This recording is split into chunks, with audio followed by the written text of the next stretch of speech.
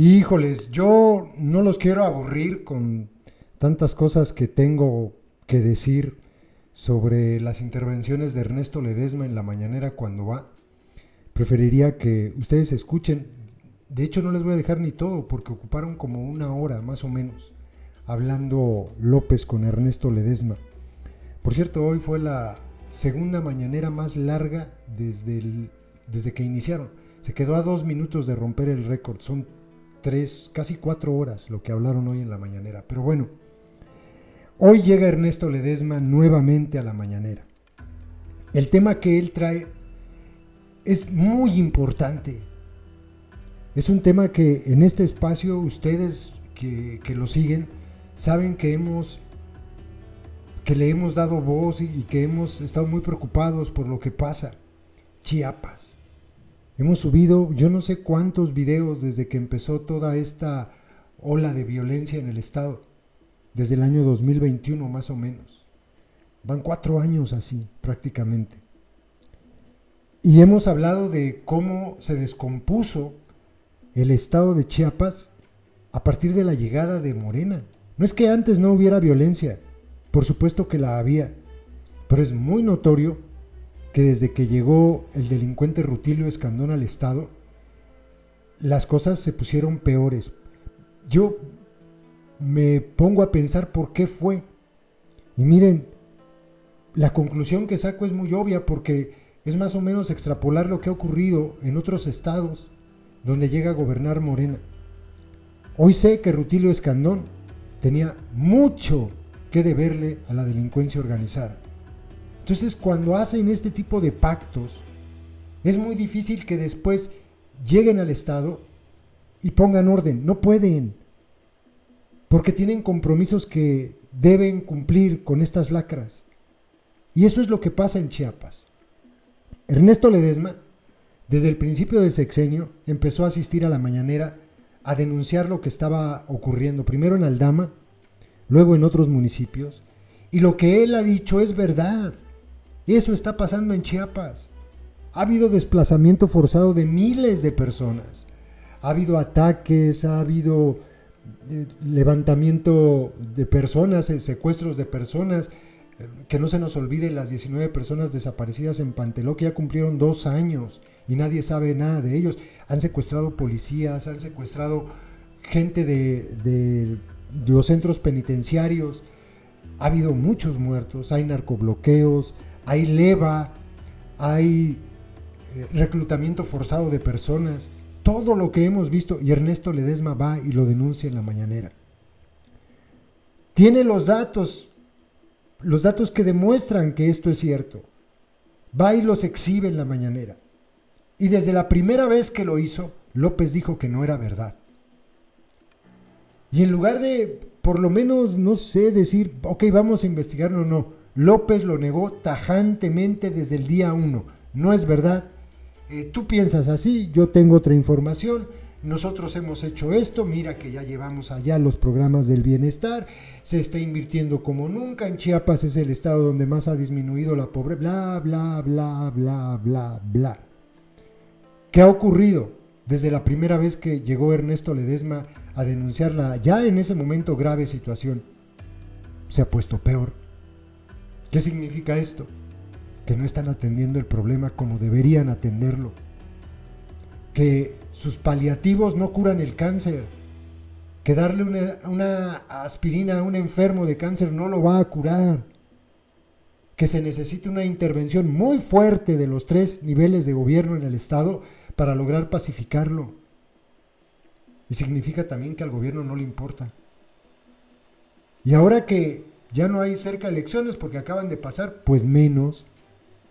Si no lo hicieron el año pasado, que estaban en vísperas de una elección que se llevó a cabo este año, el 2 de junio, ahora menos.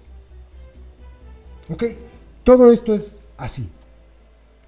Y entonces cuando observo que Ernesto Ledesma insiste en ir, que qué bueno, pero que malamente sigue insistiendo también que el gobierno de López ha sido buen gobierno, entonces no me queda otra más que pensar que Ernesto Ledesma está bien pendejo. No puede ser que coloque en una balanza las cosas que según él ha hecho buenas el gobierno y que eso tenga más peso que las miles de víctimas de la violencia que estos desgraciados han provocado en el estado de Chiapas.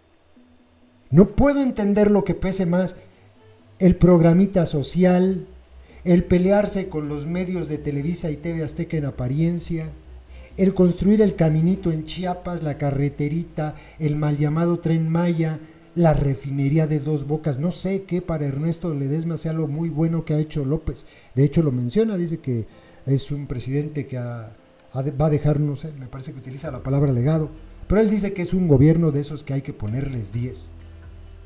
Todo eso que él ve como bueno, en una balanza, si tuviera en lugar de atole en las venas un poquito de sangre, no pesaría absolutamente nada comparado con una sola víctima inocente en Chiapas, de quien se pudo evitar su muerte, de quien tuvieron la capacidad en los 3 niveles de gobierno de evitar que se convirtiera en víctima, y no lo hicieron.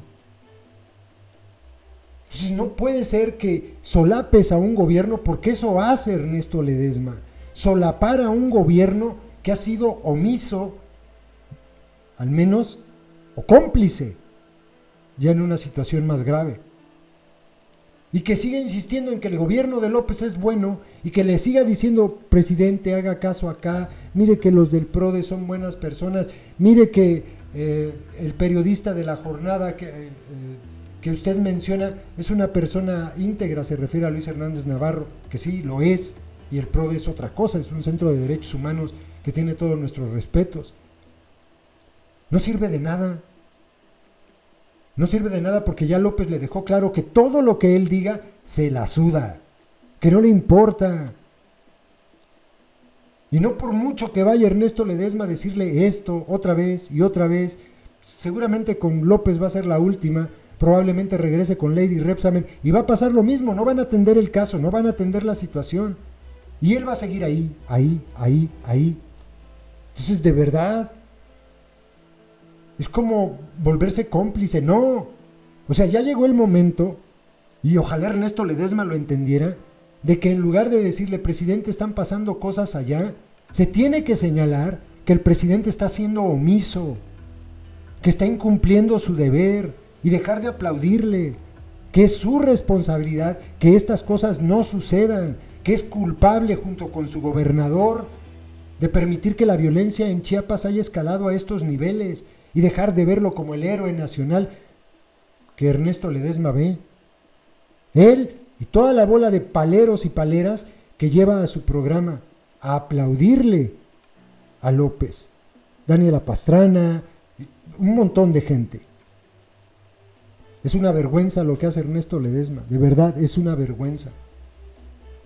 Por mucho menos, gente con dignidad ha mandado a la chingada a López Obrador. Pero él no, parece que no conoce lo que es la dignidad. Ya le dijeron que no, y sigue de terco.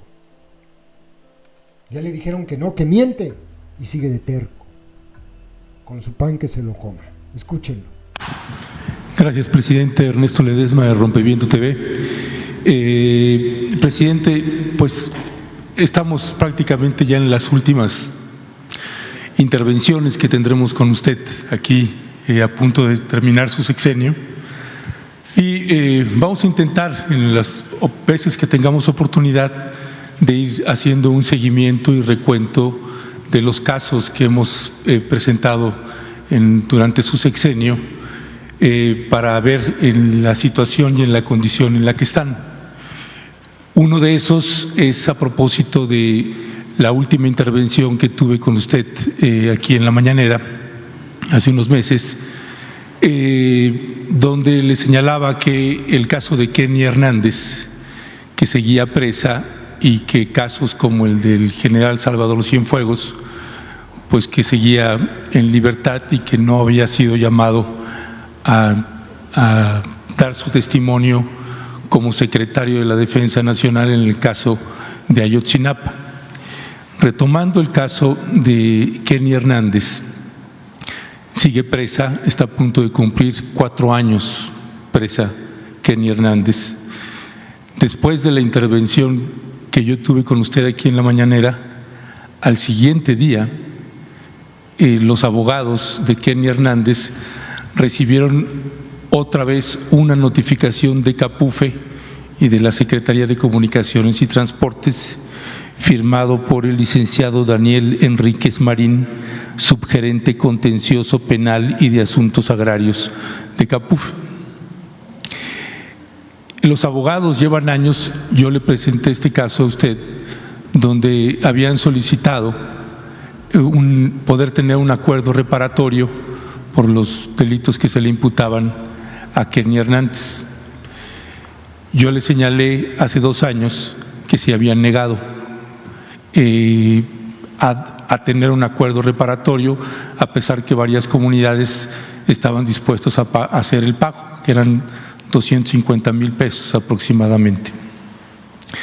Kenia Hernández está presa, acusada de un delito de 2 delitos, tiene 2 condenas de 11 años y 6 meses cada condena.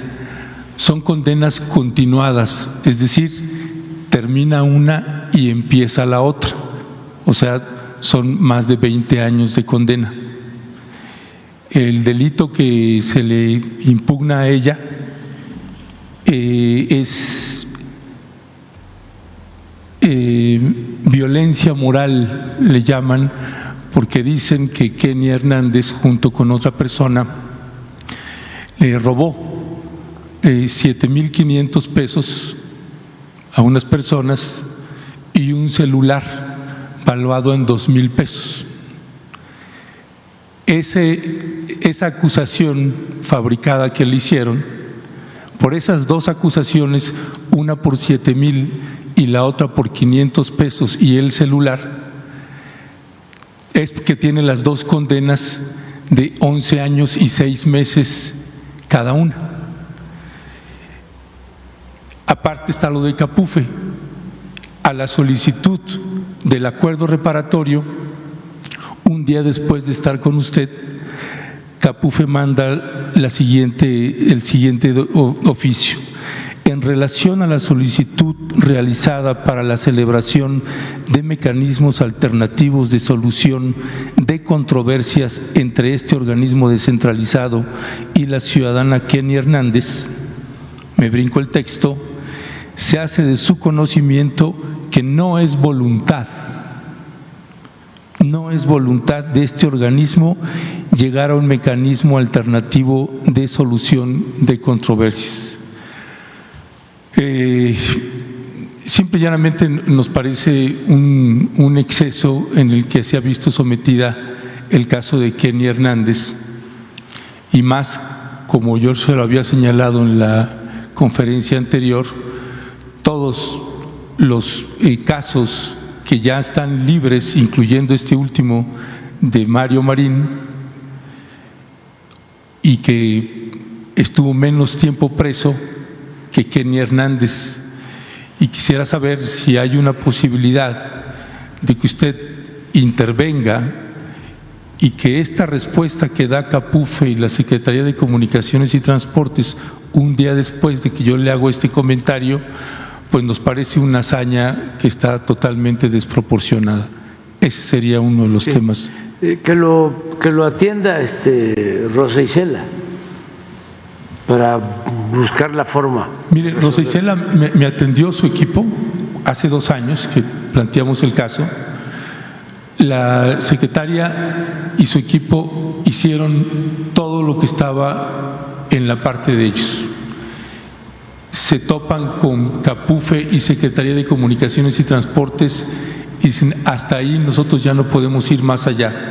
Pero ella y su equipo hicieron su trabajo, pero no prosperó en nada más. Pero van a ayudar.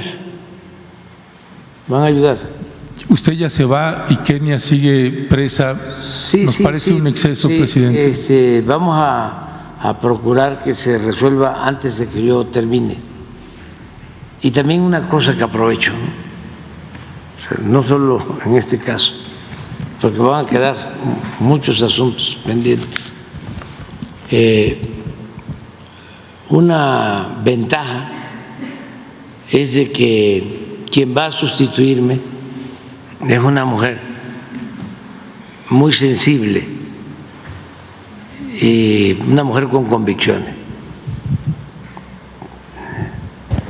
Claudia Sheinbaum, y no va a haber retrocesos, se los garantizo. Va a estar igual o mejor, porque ella le tiene mucho respeto y amor al pueblo de México. Entonces, también para que no se piense que ya en unos días ya va a haber un gran viraje. No. Creo que hasta en eso se están equivocando los del bloque conservador y otros. Va a haber continuidad con cambio. Entonces, pero en este caso vamos a procurar que sea antes de que yo termine, si depende de nosotros. Muchas gracias, presidente. El siguiente tema tiene que ver dándole seguimiento a la violencia que se sigue suscitando en el estado de Chiapas. Zona Altos, en la parte de Tzanibolón, Panteló, Chenaló, sigue la violencia exacerbada. Estuvo ahí en Tzanibolón, hay un campamento del ejército mexicano desde hace años y la propia población tuvo que desplazarse dentro de su propia comunidad porque pues estaban integrantes del cártel Jalisco Nueva Generación que se han vinculado con el grupo agresor, que era el que estaba en los sicarios que controlaban el municipio de Panteló. La gente se tuvo que refugiar en el gimnasio, en otros lugares dentro de la comunidad por las balaceras que ya estaban muy intensas. Se acabó el alimento, ya no podían salir a comprar alimento. El propio ejército mexicano estuvo llevando alimento a los lugares donde se estaban refugiando. Después también se les acabó el abasto a los integrantes del ejército y es una situación que sube y baja y que no se termina de proceder con los agresores. En Chicomucelo, presidente, y que es un tema que ya hemos abordado aquí con usted, la violencia es cada vez más fuerte y yo le escucho a usted aquí decir estas partes que ya se está atendiendo, pero no corresponde cuando nosotros estamos haciendo el trabajo y el seguimiento de los casos. En Chicomucelo, por ejemplo, ya se tuvo que desplazar prácticamente la mitad de la población de la cabecera municipal. Hay poblados que se vaciaron por completo, regresan de pronto un día para ver sus pertenencias y se vuelven a ir. Piedra Labrada, Nueva Piedra Labrada, Jolentón, Galicia, 20 de noviembre, San Antonio, Vado Ancho, Nueva Morelia, San Francisco, Zacaluapan. Una gran parte de estos desplazados están en Comitán, otros se van a San Cristóbal y ha sido muy complejo poder documentar el número de desplazados. Entre el año 2023 y lo que va de 2024, la contabilidad que ya hay en lo que toca a la parte de territorio indígena pues son más de 15,000 desplazados. Pero en la parte de Chicomucelo y frontera Comalapa es imposible poder tener esa documentación. Estamos haciendo recorridos en Comitán y en algunas cabeceras y estamos intentando sacar el dato y estamos viendo que no hay ninguna atención para desplazados. De hecho, desconocemos si en su gobierno hay un programa que atienda los desplazados internos que tenemos en el país. En Chiapas no hay nada. La negligencia del gobernador Rutilio Escandón Cadenas no es grande, es infinita. Es una indolencia tremenda que hay en el abandono de la población. Y como le comenté a usted en algún momento, sabemos que es un dilema complejo de atender la cuestión de la violencia, que ya es estructural en varios de los municipios del estado de Chiapas. Pero es una desesperación, presidente, por eso dialogábamos también sobre el sentido de la urgencia, que cómo se entiende el sentido de la urgencia con todas las poblaciones que están desplazadas y que pues hay organizaciones o periodistas que estamos intentando ver que también se les pueda atender a los desplazados. No sé si pudiera darme su opinión sobre este respecto, presidente. No, es que yo tengo una visión distinta y también tengo otra información, o para decirlo coloquialmente, tengo otros datos. Estamos nosotros atendiendo el problema en Chiapas, como en todo el país, y lo hacemos constantemente. Sabemos lo que está sucediendo. Ayer, por ejemplo, hoy, en el informe de la mañana, se habló de los desplazados de la frontera. ¿Por qué no pones el informe? O sea, todos los días lo estamos tratando. Y lo vamos a seguir haciendo. Es nuestro trabajo. Mire, yo entiendo que esta discrepancia no la vamos a cambiar. No la vamos a cambiar. Tenemos diferencias. Sí, además son legítimas. Sí, son enfoques completamente distintos. Sí, nuestro punto entonces sería, entendiendo que no vamos a tener ahí una coincidencia, sí, es que nosotros vamos directamente en campo. Yo también. No, sí. No, es que una cosa es que usted, como le comenté la vez pasada, usted tiene muchas cargas de trabajo, presidente.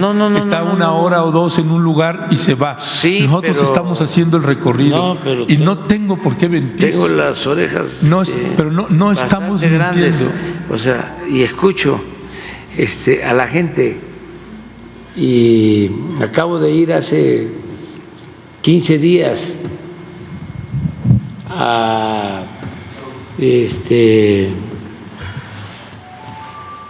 Tuxtla, y fuimos incluso a la Concordia, y hablando con la gente, ¿sí?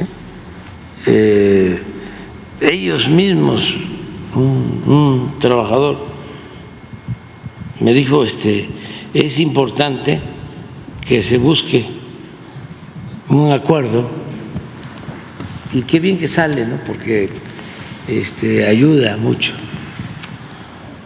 Un acuerdo, ¿sí? Una mesa de diálogo entre Chicomucelo y Concordia, que están actuando ahí dos grupos, y voluntaria o no, de manera voluntaria, se involucra a miembros de las comunidades. Y la gente quiere la paz. Y estamos en eso constantemente. Y hoy informaron, nada más que a lo mejor no quedó por escrito, porque informó no, Luisa. También. ¿Por qué no le hablas por teléfono? Y la ponemos aquí. Gracias, presidente. O sea, para que vean, todos los días Sí. Estamos en eso. Presidente, más allá de que no vayamos a llegar a coincidir en esta parte, le preguntaría entonces, presidente, si hay algún programa en su gobierno que esté enfocado en el seguimiento y atención a poblaciones desplazadas en México. Sí, ¿Cómo se llama esa? Perdón, no conozco yo ese programa. pues son todos los programas de bienestar. Es que ya no actuamos como antes, o sea, de manera aislada. ¿Sí? El programa para desplazados, el programa para mujeres violentadas. ¿Tienen registro de cuántos desplazados hay en México, presidente? Sí. Se tiene toda la información. ¿No la podrían compartir? Sí, cómo Sí. no. Nosotros sabemos, sí, en México hay 35,000 hogares, sí, y sabemos exactamente, sí, cómo están distribuidos, hasta en los pueblos más apartados, rancherías, ejidos, comunidades, ¿sí? Pueblos, ciudades, municipios. Sabemos, por ejemplo, quienes reciben apoyo. A lo mejor no vamos a coincidir contigo, ¿sí? Pero en el tiempo que llevamos en el gobierno, y es algo que me llena de orgullo y me tiene muy tranquilo, en mi conciencia, es de que el estado en donde ha habido más disminución de pobreza es Chiapas. Entonces, por eso conozco bien lo que está sucediendo. 10% menos de pobreza con relación al 18. Y muchísimo más se ha avanzado con relación a los gobiernos anteriores, al 18. Sí, pero durante el gobierno de Rutilio Escandón Cadenas, Sí. como antes de Manuel Velasco, Sí. la cuestión de la violencia se disparó. Sí. Y mire, presidente, yo lo único que le comento, y se lo digo de forma ya personal, siempre durante todo su sexenio ha sido un dilema ético para mí venir y hacer los planteamientos. No hay ningún problema. No, sí, en la democracia. ¿sí? Es un dilema ético, presidente. No. En la porque democracia. usted ha hecho una aportación muy importante para el país, pero hay en las partes, en lo que toca a graves violaciones de derechos humanos o cuestión de violencia en el país, es un tema que es muy difícil abordar con usted, Sí. porque no hay coincidencia. Y Pero ¿de no qué tenemos sirve que hagamos? No tenemos por qué coincidir. No, yo entiendo no, eso. Porque la democracia, sí, es pluralidad. O sea, que estamos viendo a la gente no en es campo, pensamiento presidente. único. O sea, nada más que tenemos posturas distintas. O sea, mira, yo tengo diferencias con las llamadas organizaciones no gubernamentales, porque entre otras cosas son utilizadas no solo en México, en el mundo, para mediatizar las transformaciones, los cambios, o de plano se ponen al servicio de los gobiernos hegemónicos, las llamadas organizaciones no gubernamentales, las llamadas organizaciones de la sociedad civil, todo eso que se considera como nuevas políticas públicas, desde mi concepción, lo fueron creando durante el periodo neoliberal para partir, para fraccionar, para dividir, ¿sí?, la problemática social o la esencia de los problemas sociales, para que volteáramos a ver para otro lado. Entonces, por ejemplo, en el caso de derechos humanos, ¿sí?, yo sostengo, hay organizaciones de derechos humanos que quieren administrar siempre las violaciones de derechos humanos. Entonces, yo no coincido con eso. Claro que estoy en contra de la violación de los derechos humanos, pero para que no haya violación a los derechos humanos, lo más importante, desde mi perspectiva, es que no haya Estado autoritario, porque el principal violador de los derechos humanos es el Estado autoritario. Entonces, es común, o era, y ahora no lo es tanto, de que hubiesen organizaciones, ¿sí?, sectoriales, ¿sí?, de gremios, y nos ocuparan en eso y nos olvidáramos de luchar contra estados autoritarios y corruptos. Entonces, en el caso de Chiapas, la mayoría de las organizaciones independientes, no gubernamentales y de derechos humanos, no creían en la transformación por la vía pacífica y por la vía electoral. Votaban en contra de nosotros o llamaban a no votar. ¿Sí?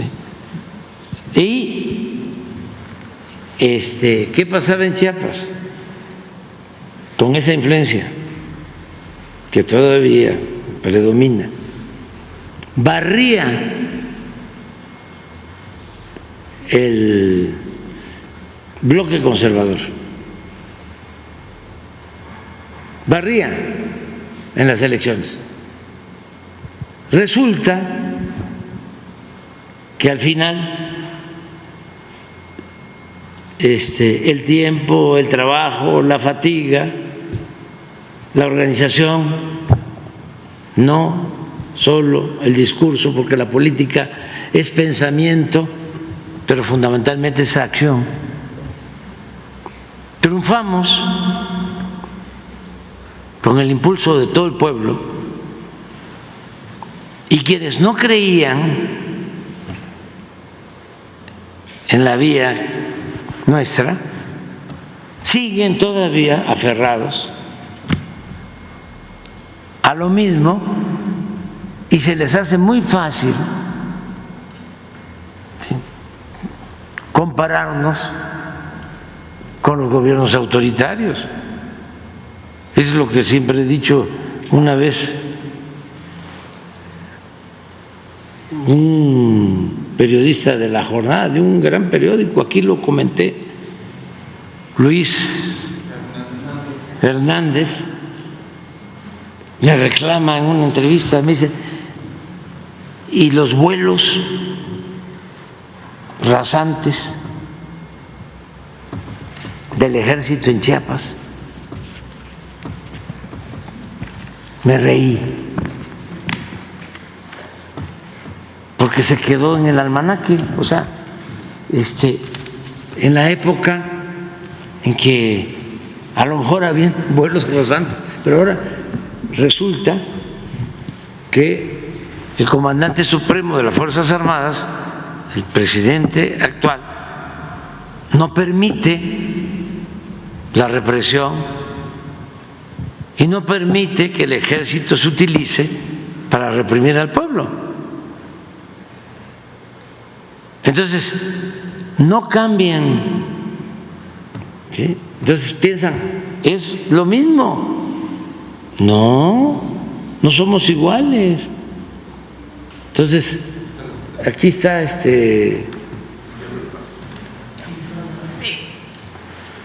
¿Nos puedes informar lo que dijiste hoy en la mañana acerca de la situación de los desplazados en los límites de Chiapas con Guatemala? Claro que sí, presidente. Le informaba en la mañana que hemos mantenido una coordinación entre Gobernación y con el gobierno del estado y por supuesto con el gobierno de Guatemala. Ahorita tenemos cerca de 200 personas que han cruzado la frontera y que están siendo atendidas en Guatemala. Están, pues precisamente se cruzaron y la mayoría de ellos son de Amatenango de la Frontera. Entonces estamos trabajando el día de mañana, ya ingresamos el día de ayer, pero acordamos con los pobladores que el día de mañana se va a instalar ya caravanas de salud, todos un tianguis del bienestar, módulos de bienestar, porque vamos a hacer una atención integral por supuesto con el acompañamiento de la Guardia Nacional y de Sedena para garantizar condiciones de tranquilidad, de paz, de bienestar y pueda haber un retorno seguro. Entonces, lo que le comentaba es que ya hay muy buena coordinación también con el gobierno del estado y a partir de mañana vamos a instalarnos tanto en la cabecera municipal de Amatenango de la Frontera como en la plaza pública del Ejido Nuevo Amatenango. Esto pues ya lo hemos hecho en anteriores ocasiones en varias regiones de Chiapas y nos ayuda pues a que haya esta tranquilidad por la disputa que ha habido entre diferentes grupos que han generado esta violencia, presidente. Bueno, muchas gracias. Muchas gracias. Un abrazo. Adiós, adiós. Bueno, pero no te preocupes de nada. O sea, qué bueno, sí, que ojalá y siempre haya estos intercambios de punto de vista, estos debates son muy buenos y ojalá y los organismos de derechos humanos, ¿sí?, hagan también la autocrítica, o sea, todos. Sí, mire, presidente, yo le agradezco su reflexión, entiendo su posición y nada más señalarle, ¿no? Creo que hubiera sido muy útil o sería muy útil que se cambiara también la forma en que no se están relacionando con estas organizaciones de derechos humanos. Hay muchísima información en Oaxaca, en Guerrero, en Chiapas, que llevan décadas trabajando estas organizaciones. Entiendo que usted tiene su prejuicio con estas organizaciones, es algo que no coincidimos, porque nosotros estamos verificando la información en campo con los datos, con los nombres, con los poblados, vamos allá. no hay razón para inventar una cosa así. Usted ha señalado, por ejemplo, de Luis Hernández Navarro y ha hecho comentarios tal vez en tono de mofa, de que si Luis Hernández Navarro se quedó en el almanaque porque le dijo lo de los vuelos rasantes en esa entrevista que tuvo para La Jornada. Luis Hernández Navarro se basa desde hace muchos años también en mucho trabajo y seguimiento de lo que sucede en el estado de Chiapas. Por ejemplo, presidente, ¿qué entiende usted por vuelos rasantes? Porque en pueblos y comunidades indígenas de Chiapas, vuelo rasante es los helicópteros o avionetas que bajan a 20 metros aproximadamente de los árboles de las comunidades. Hay un mecanismo, una forma de documentar eso desde hace muchos años y se tiene el dato. ¿Qué fecha? 17 de enero de 2019, 31 de enero de 2019, son 2 pick-ups militares o es un helicóptero o es podemos identificarlos porque la forma de documentar, presidente, se anotan hasta los guarismos. El 0891, que ese sería un batallón, el 91º Batallón de Infantería, se anotan los guarismos porque sobre un vuelo lo que sigue después es que pasa el convoy. Está todos los datos, cuántos vehículos, cuántos militares, y no tienen por qué inventar. Usted dice, no, yo tengo toda la información, es la información que le da el ejército. Yo puedo entender eso, presidente, y que usted va a decir, le va a creer al ejército de todo lo que le diga el ejército. Le creo al pueblo y mira, ya no tiene caso. Pero es que Luis Hernández Navarro es un hombre íntegro, presidente. Yo tengo una opinión distinta. No, pero yo tengo sencillamente. No, ya no hay ahorita, pero cuando se lo dijo había. Sí, por eso. Ese es el punto, nada más. Pero es válido, es muy válido que no coincidamos.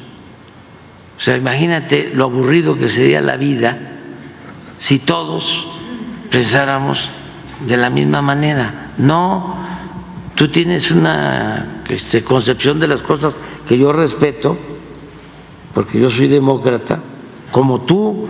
Entonces, yo tengo mi manera de pensar, siempre la he tenido, y conozco, o sea, y puedo estar equivocado, quién es quién en la izquierda, y conozco mucho lo que significa el sectarismo y la simulación en la izquierda, y cómo la izquierda en algunas ocasiones actúa consciente o inconscientemente a favor del conservadurismo. O sea, pero eso es lo que yo pienso. Sí, entonces, está bien, presidente. Y cada quien, cada quien tiene su visión. Sí, no tiene caso a lo mejor reincidir en esto. No nada tiene más, caso. Nada más comentarle que ojalá se le pueda dar una atención a los desplazados. Sí, lo estamos haciendo. Por eso te presentamos lo de la secretaria de Gobernación, porque casualmente el día de hoy se informó sobre este asunto. Son los desplazados a Guatemala, no los internos. Lo vemos todos los días, y yo pensaba que, porque hay un informe por escrito, y pensé que iba a estar en el informe por escrito, pero no. Luego me acordé de que ella hizo una intervención sin el informe, y por eso le pedimos esto, y estamos pendientes y no hay ningún problema.